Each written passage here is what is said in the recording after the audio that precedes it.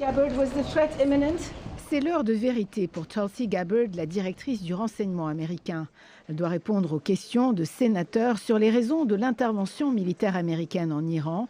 Également présent, le directeur de la CIA et celui du FBI. Was it the assessment of the intelligence community that there was a, quote, imminent nuclear threat posed by the Iranian regime, yes or no? Est-ce que les services de renseignement estimaient qu'il y avait une menace nucléaire imminente du régime iranien, oui ou non, demande-t-il.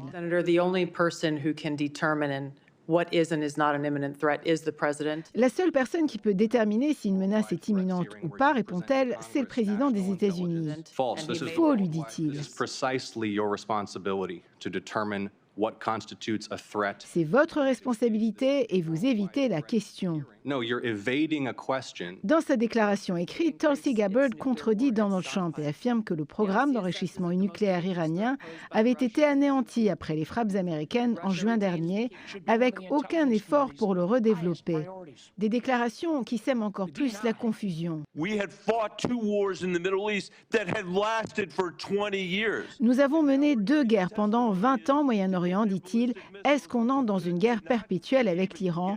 Je ne pense pas que c'est le souhait des Américains. Pour le sénateur Warner, l'idée que seul le président peut déterminer si une menace est imminente ou pas va à l'encontre de la Constitution et des règles de droit.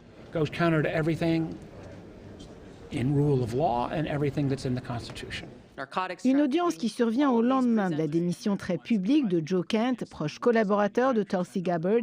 Il affirmait que l'Iran ne représentait pas une menace imminente et que cette guerre avait été déclenchée sous la pression d'Israël.